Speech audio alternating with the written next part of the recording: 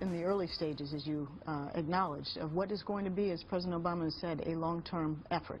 Let's recall what it is we're trying to do. We're trying over time to degrade and ultimately destroy ISIL and prevent it from having permanent safe haven from which it can conduct terrorist attacks against us or our partners in the region from the territory of Iraq or Syria. Now, this is going to take time. It's going to take time, as the president said. That's what we keep hearing from Susan Rice, from the presidential spokesman, from the State Department spokespeople. Doesn't matter who's doing the talking. Joining us now is Ralph Peters, retired Army Lieutenant Colonel, best-selling author, and, of course, Fox News strategic analyst. Hello, Ralph. Hey, Steve. Well, I'll tell you, it's going to take a lot of time if you're not serious about it. I mean, this is a long struggle, but right now, I mean, these love-tap, phony airstrikes are just outrageous. I mean, there's no air campaign. Steve, there's a political campaign to first get Obama and his party through the November election to show they're doing something about terrorism. But the longer-term view for the administration is to do exactly what Bill Clinton did in the late 1990s with al-Qaeda. Just do absolutely the minimum you can, then dump it on the next president's lap. And I'm sure Obama would love to dump this one on Hillary's lap, or, of course, the Republicans' lap, but I think he'd really like to dump it on Hillary.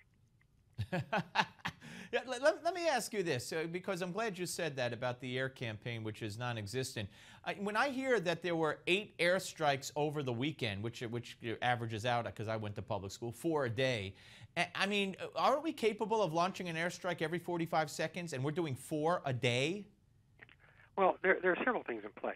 One, Obama doesn't want to hurt anybody, including terrorists. And I'm serious. He does not want a body count. He is very much a pacifist. And this is a president who thinks a perfect mission for our troops is to send 4,000 of them to the Ebola belt in West Africa. And by the way, that is the only time in his almost 6 years of the presidency in the Oval Office that he has made a prompt decision about sending our troops anywhere. And it is absolutely reckless. The troops, despite some hasty training, are not prepared. It's not the right mission for us. Meanwhile, he's sent a maximum. He's capped the commitment of U.S. troops to Iraq at 1,600 in non-combat roles.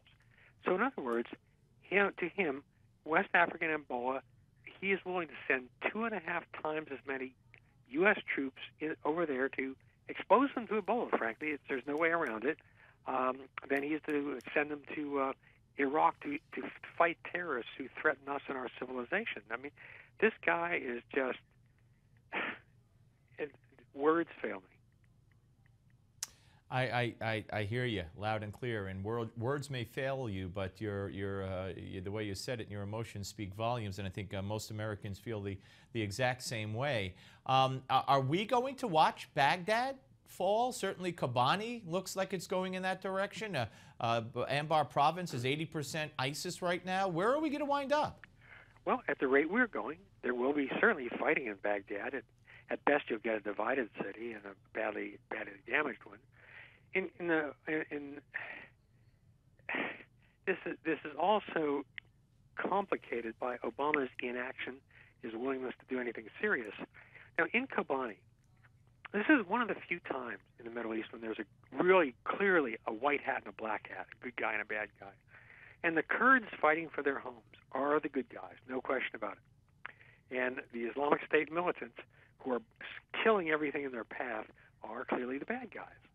And we had a chance, about 12, 14 days ago, to kill a lot of Islamic State militants. They were out in the open, surrounding Kobani.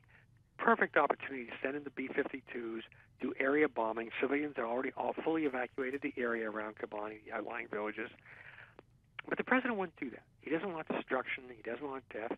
We passed up a chance to really hurt Islamic State. Instead, we're doing these pinprick airstrikes that are basically using very, very expensive guided hand grenades to blow up pickup trucks. Now, even if you say, well, those pickup trucks were loaded, there were, let's say, 6 people in each pickup truck, and we killed 8 pickup trucks over the weekend. Well, okay, you just spent about $7 or $8 million to kill 48 guys at most, and you probably only killed about 12. Even the math doesn't work on the financing side. I mean, it's ridiculous. We're knocking out empty buildings. we're knocking down antennas, we're hitting oil fields, but the only thing that works is killing the doggone terrorists. That's the only thing that works. Well, anyway, and let me put a side note in here. If many of your listeners are, I'm sure, like me. Well, Ralph, we only got about 10 seconds. Okay, I'm sorry, strong Israel so supporter. If you could do it. If you're an Israel supporter, you watch what this administration does to Israel after the November election. They're going to screw it over. Well, that's interesting, and I definitely want to talk to you about that next time. Ralph, thank you as always, my friend, the great Ralph Peters. When we come back, a British Arab who's pro-Israeli. Wait for that.